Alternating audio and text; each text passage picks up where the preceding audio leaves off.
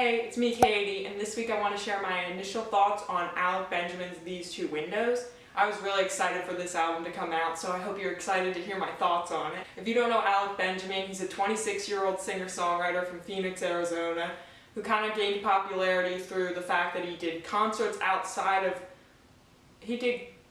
This is always weird to explain. Like, Shawn Mendes had a concert and he would perform in the parking lot, so people would watch him before the show, which, pretty smart. Also, he gained a lot of popularity through his descriptive storytelling in his songs, which he definitely shows on this album. This album is called These Two Windows. It was released May 29th, 2020, and it has 10 songs on it. It's interesting because 6 of the songs on the album were singles prior to their release, almost a year ago. And there was a 7th single, Match in the Rain, released along with the album on May 29th. Now, that's a lot of singles. What do you guys think about that? In my opinion, it definitely makes sense to market it for marketing and promotion purposes, to release an album with a lot of singles. I'm sure it was very helpful in growing a fan base and getting on playlists on Spotify and stuff, which is important when you're starting out as an artist. Because though he's had works before, narrated for you and stuff like that, this is his first official album, so definitely important to get his name out there. I think there's a lot of pluses in a lot of singles, lots of content. I think the only negative is once you have all these fans that are really excited for the album, you get the album and there's 3 songs they don't know, so you're kind of just like, oh, I heard all these songs already. But if they're good songs, is there really a problem? Let me know what you guys think about that, and while you're doing that, I will tell you track by track what I think of each of these songs. So let's get into it. Okay, Mind is a Prism is the opening song on this album. It's where we get the title of the album because he mentions his eyes being like windows. Cool. And this song is a little darker, still catchy, and kind of talking about how he's tortured by the thoughts in his head and he just wants to escape his head. And the chorus kind of paints this bedroom scene of him like tying his linens together to like get out of the his bedroom, similar to how someone would escape like a prison break, and he always ends up getting caught and having to come back to this place. And I think this is genuinely a really important thing to talk about. I mean, it's something I sort of talked about in my songwriting when I talk about anxiety, though I'm more encouraged to stay in my head and out of the world, while he's the opposite. So if you want both of those perspectives, there you go. The second song is Demon, and I love the guitar on this song. It's kind of like, if you listen to Alec Benjamin, guitar picking, we love to see it, it's usually present. But didn't love this song as much as the first one or, you know, other songs by him.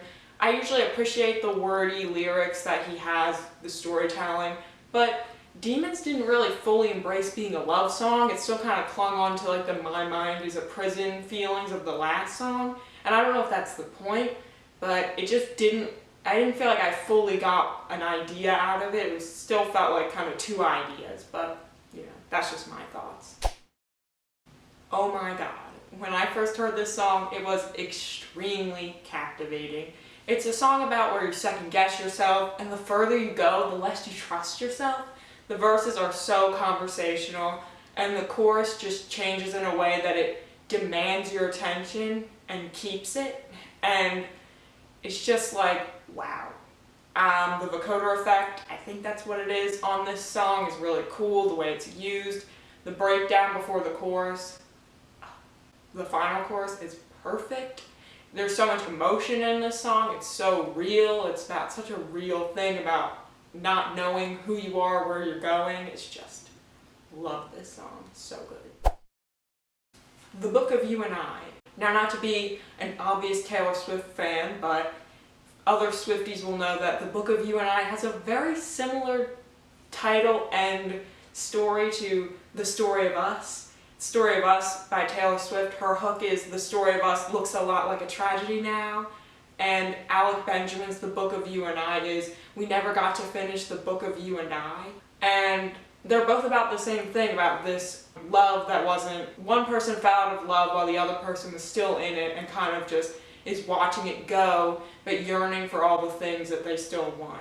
Alec's song, going back to that, is very cute, has that guitar picking that I love, and it's very sweet, melancholy, and just yearning for all these things that they'll never get to do. It's very singer-songwriter-y.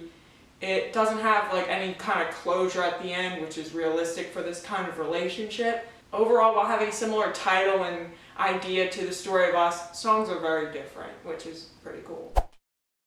Okay, so the next track is called Match in the Rain, which my only critique now on the track list is this song is really close to the Book of Uni. I don't know if that's on purpose or what, because he does cover a lot of different things in all these songs, but for some reason the two songs about a love that the other person has fallen out of while Alec is still kind of mourning it are right next to each other.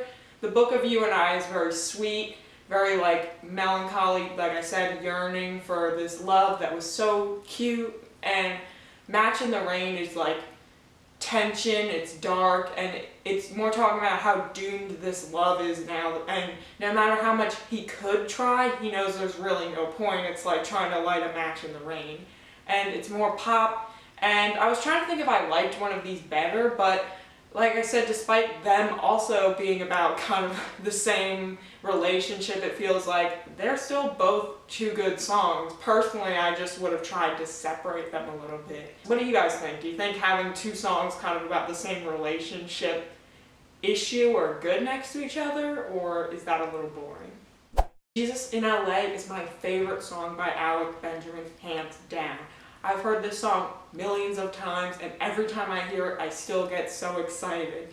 It's such a memorable and catchy song that cleverly tells this story about the dark life of LA or Hollywood, or, you know, that kind of life, and how essentially it's like doing a deal with the devil, and you're not going to find Jesus or these great things that you might have thought you were going to find there. So you're really looking in the wrong places. And it's catchy, like I said, it's clever, it's just want to listen to it all the time. When I was listening to this album, every time it came on, I was like, yes, it's the song again. So if you're going to listen to one song, go listen to that if you haven't already. Jesus in LA, great song. Now you have to understand that that is a tough track to follow, and I'm not a cynic attempts to follow it, attempting.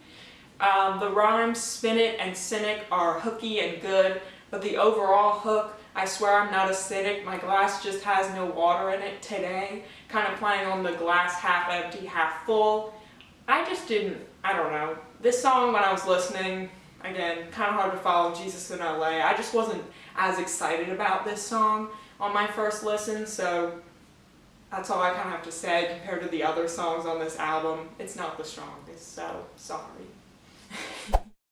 The next song is Alamo, and I'm not going to lie, I had to look up what Alamo meant because I guess the US education system strikes again. I don't know if I should have learned that, I just missed it. And when I was looking up things about like Alec's comments on it, he was saying that he wasn't trying to tie it to the Battle of Alamo, but more the fact that you're willing to stand up for something and die for it. So I think the verses and the chorus of the song are very fun and motivational, and it's very upbeat, and I like the sound of it.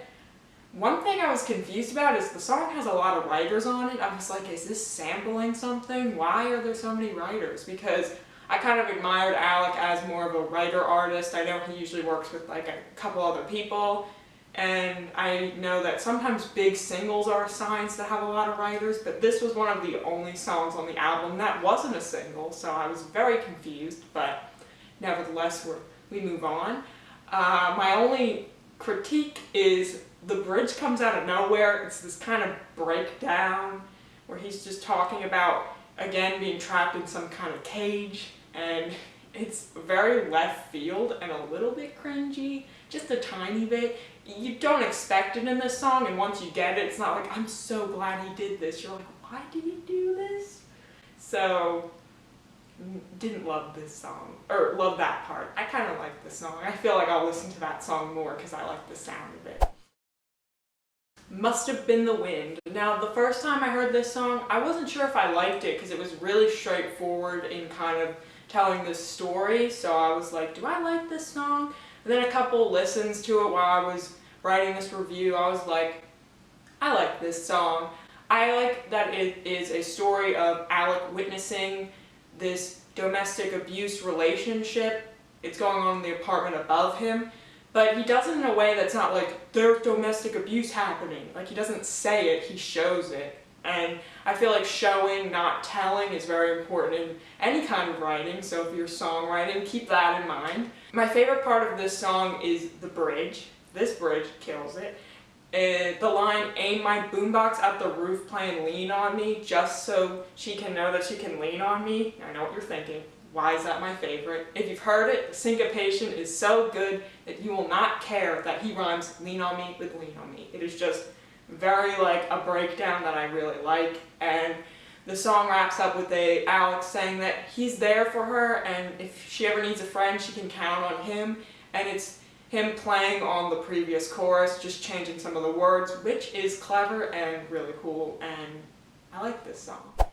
The final song on this album is Just Like You, and it's a very sweet song about Alec Benjamin's relationship with his dad, and how, kind of talking about when you're younger, you don't realize all the good things that your parents do for you and all the sacrifices they make, and in hindsight, he feels bad that he ever got mad at his dad for like silly little things, because in the end he wants to be just like him and wants to have the same values and the same caringness that his dad had. Now, I really appreciate the straightforwardness of this song. It's very sweet, you know exactly what it's about, and I really like that. However, at first, I was disappointed that this was the final song.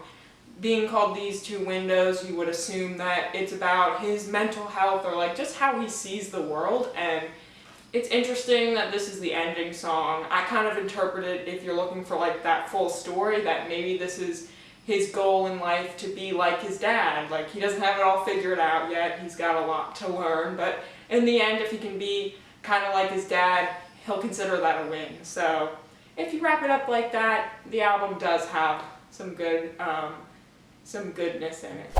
Now that I've ranked a couple albums, it definitely makes this part a little harder. Overall, this album has extremely hooky choruses, and Alec Benjamin does a great job at taking sadder, darker thoughts and spinning them in a way that is interesting to listen to, interesting to dance to, and just has a sound that a lot of people would enjoy.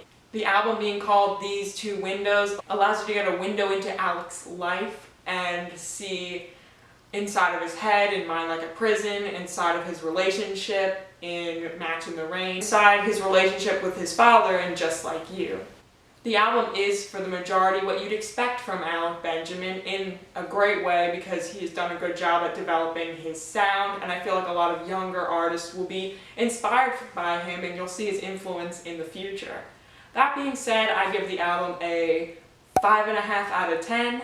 I think this has a lot of earworms and heart, but personally nothing too outside of the box. When I pick this album up again, I know there are singles that definitely stand out, but there are maybe a few songs that I personally wouldn't be grabbing onto to replay. But I do recommend this album if you're looking for a pop album that has a little bit more depth to it, or if you like the sound of guitar and guitar picking. It's definitely used a lot in this album. What do you guys think? Have you listened to These Two Windows yet? Do you have a favorite song? Be sure to comment all that below. And I am posting on Fridays for a little while and seeing how that works, but click the bell because you never know when I might throw up an extra video. Bye!